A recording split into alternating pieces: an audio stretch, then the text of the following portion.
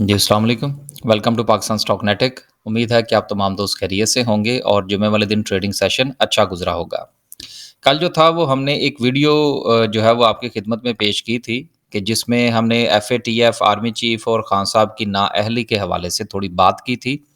आज जो है वो हम थोड़ा जायज़ा ये लेंगे कि अगर हालात उसी तरफ चलते हैं कि जिस तरफ हमने पेशगोई कर रखी है, पेशेनगोई कर रखी है, तो हमें जो है इस तरह के हालात से फ़ायदा किस तरह से उठाया जा सकता है। चलते हैं थोड़ा मार्केट का पहले जायज़ा लेते हैं, फिर जो है वो इंशाल्लाह इस पर भी बात करेंगे जो पॉइंट हमने उठाने की कोशिश की है। जुमे वाले दिन जो है वो मार्केट ने 76 पॉइंट डाले हैं, देखने को 76 पॉइंट्स हैं, लेकिन एक सबसे अहम चीज़ जो है वो ये है कि अगर आप मार्केट का लो देखें तो मार्केट ने लो बनाया था 41,800 का और मार्केट ने क्लोजिंग जो दी है वो 42,200 पर दी है। तो ये दरमियान में 400 पॉइंट्स जो हैं ये मार्केट ने गेन किए हैं और ये 400 पॉइंट्स का गेन करना इस बात की निशानदेही है कि मार्केट जो है वो मंडे वाले दिन फुल सेलिब्रेशन के मूड में है। अब वो खान साहब की नाअहली भी हो सकती है, अब वो मिलने वाला $1.5 अरब भी हो सकता है, वो एफएटीएफ से निकलने की खुशियाँ भी हो सकती हैं।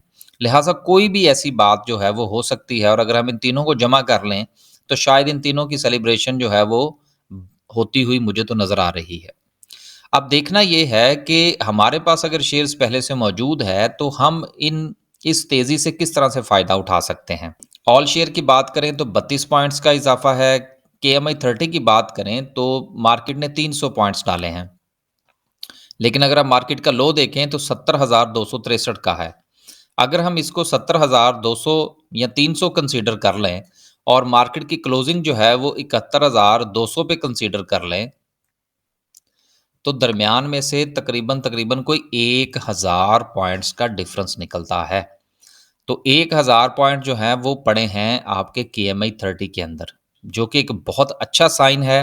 गो कि हमें फ़िलहाल यहाँ पर ऐसा नज़र नहीं आ रहा, लेकिन मार्केट की रिकवरी में ये जो आज का वॉल्यूम है या आज के पॉइंट्स जो हैं, ये पेडेस्टल का काम करेंगे मंडे वाले दिन। और इंशाल्लाह मुझे उम्मीद है कि बहुत सारे सेक्टर्स और बहुत सारे शेयर्स जो है वो चलेंगे। अब सूरत हाल ये है कि क्या हमारे पास हमारे पोर्टफोलियो में जो शेयर्स मौजूद हैं, वो चलेंगे या नहीं? देखिए, इस हवाले से कहना जो है वो बहुत मुश्किल है और शेयर्स को पॉइंट आउट करना कि जी ये शेयर्स चलेंगे और ये शेयर्स नहीं चलेंगे।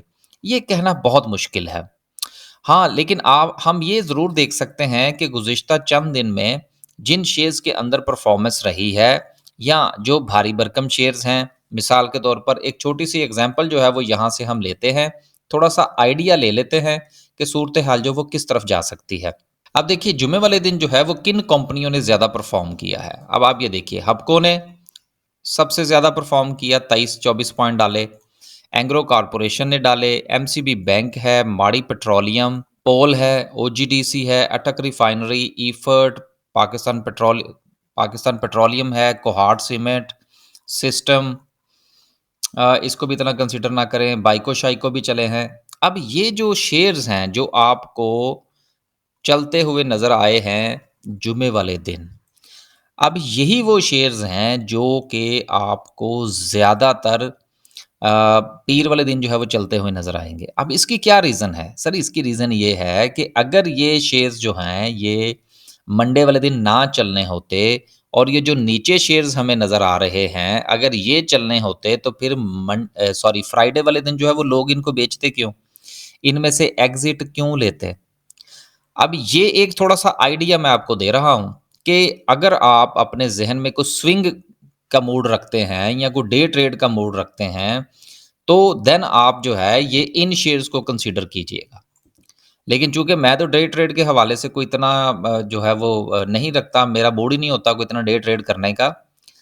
लिहाज़ा अगर आप पोज़ीशनल ट्रेड के हवाले से बात कर रहे हैं, तब भी अगर ये शेयर्स आपके पास होल्डिंग में मौजूद हैं, तो ये आपको ज़्यादा चलते हुए नज़र आएँगे। अब फ़ैसला आपने करना है कि आपने शेयर्स बेचने हैं या नहीं बेचने। अब यहाँ पर एक बात जो है वो और हमें थोड़ा समझनी होगी कि अगर हम किसी शेयर में से एग्ज़िट लेना चाहते हैं, तो उसका लेवल क्या होगा? इसमें से 2-3 शेयर्स को हम डिस्कस कर लेते हैं, बाकी फिर जो है वो आप अपनी मर्ज़ी से फ़ैसला कीजिएगा कि आपने कहाँ पे एग्ज़िट लेना है।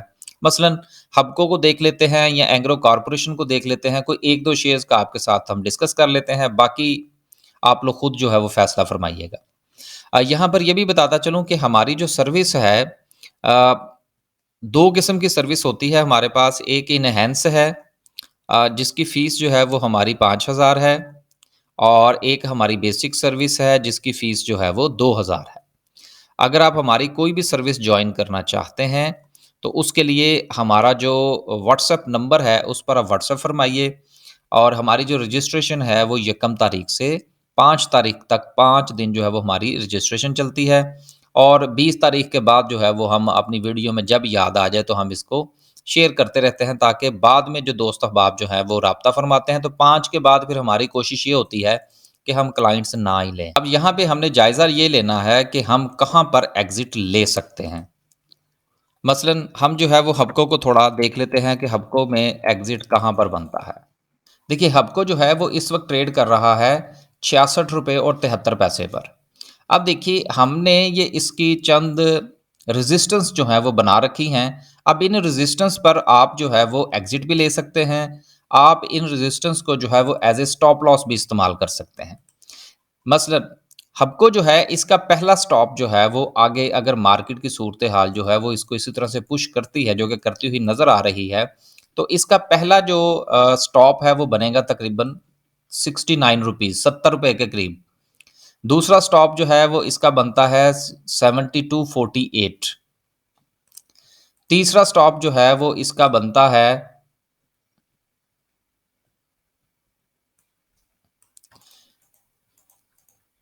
जी, हबको का जो पहला स्टॉप है वो बनता है तकरीबन 69.39 का, दूसरा स्टॉप बनता है 72.48 का, तीसरा स्टॉप जो है वो बनता है 75 का, और चौथा स्टॉप बनता है 78 का। लिहाजा ये एक अज़म्पशन है कि अगर हबको चलता है, तो हमें इन इन स्टेजेस पर जो है वो एग्ज़िट ले सकते हैं बड़ी आसानी के साथ। लेकिन अगर हम इसमें से एग्ज़िट नहीं लेते और उससे भी बेहतर काम करना चाहते हैं, तो वो ये है कि ये लेवल्स जो हैं वो एज़ ए स्टॉप लॉस भी इस्तेमाल किए जा सकते हैं। अब बात करने का मकसद ये था कि जितने भी शेयर्स आपके पास मौजूद हैं, आप सबसे पहले उनकी स्टडीज़ फरमाइए। स्टडीज़ फरमाने के बाद जो है वो आप इस तरह से उनके लेवल्स आइडेंटिफ़ाई कीजिए। लेवल्स आइडेंटिफ़ाई करने के बाद अपनी स्ट्रैटेजी बनाइए कि आपने किस लेवल पर कितने परसेंट प्रॉफ़िट टेकिंग करनी है, या आपने किस लेवल को एज़ ए स्टॉप लॉस इस्तेमाल करना है।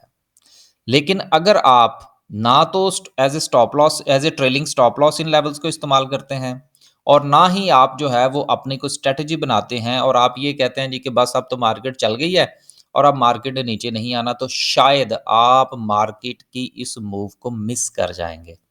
अगर आप हमसे कुछ जो है वो हेल्प लेना चाहें, तो ज़ाहिर सी बात है हमारी तो सर्विस है, फिर आप हमारी सर्विस ज्वाइन कर लीजिए।